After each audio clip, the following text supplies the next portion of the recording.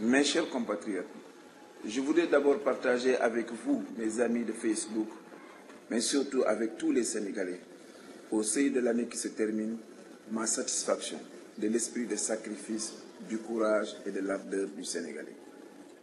Dans de nombreux domaines et partout à travers le monde, le talent et le génie de nos compatriotes a été mis en avant et maintes fois salué.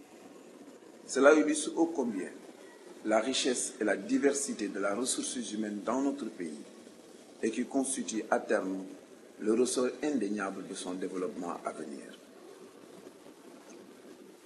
J'ai pu vérifier tout au long de l'année l'enthousiasme de notre jeunesse, l'espérance des parents pour un avenir meilleur, l'immense dignité des agriculteurs, des pêcheurs et des éleveurs, et une volonté affirmée de tous les acteurs économiques de notre pays de s'en sortir malgré le contexte international et national peu favorable.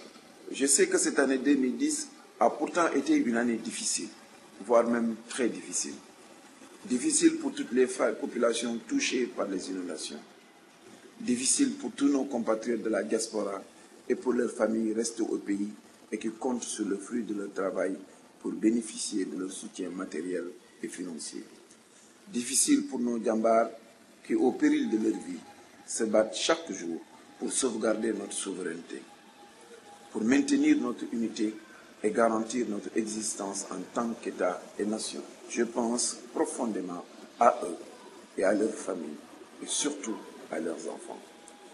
2010 a été particulièrement difficile pour tous les Sénégalais qui voient quotidiennement et désespérément se détériorer leurs conditions de vie et de travail en raison des coupures d'électricité interminables et intempestives, mais surtout en raison d'un climat fait de pauvreté et de précarité qui touche des masses de plus en plus grandes dans les profondeurs comme dans les cités urbaines de notre pays.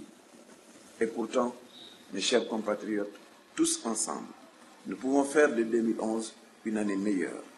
Une année meilleure parce que nous allons veiller à ce que l'État retrouve ses vertus mystiques et institutionnelles et que nos députés soient rappelés au bon souvenir du mandat représentatif.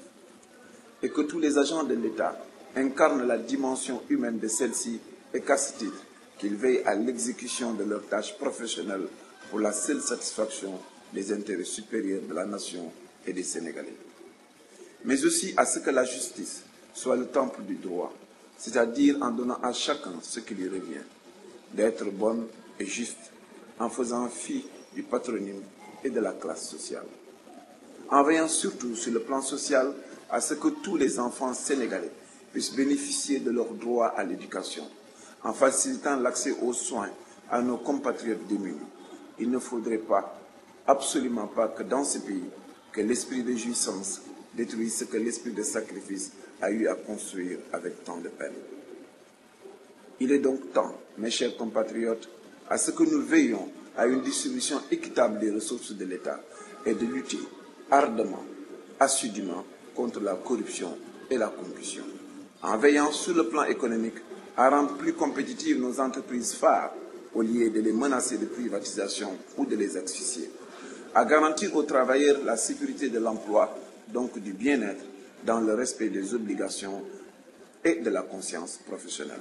Mais aussi et surtout, faire en sorte que le Sénégal ne se résume pas seulement à Dakar, et cela passe par le fait de donner aux capitales régionales des routes dignes de ce nom et y favoriser l'implantation d'unités industrielles et d'unités économiques créatrices d'emplois. Oui, mes chers compatriotes, changer le Sénégal, c'est à notre portée. C'est le souhait chaleureux que le FSD Benno Djibol, l'ensemble de nos familles et moi-même vous adressons de tout cœur en cette nouvelle année. Que notre pays, le Sénégal, redevienne à nouveau un exemple d'entente, de fraternité et un facteur d'unité pour tout le pays. Et qu'il parvienne à se transformer profondément par le levain de la paix, de l'ardeur au travail, de l'esprit de sacrifice et de l'engagement de tous les citoyens pour un Sénégal plus vivant, plus grand, plus fort, un Sénégal de paix. Et c'est ce Sénégal-là que nous appelons de tous nos voeux, mes chers compatriotes, Déwénati, et à tous les internautes, je souhaite une très belle et heureuse année.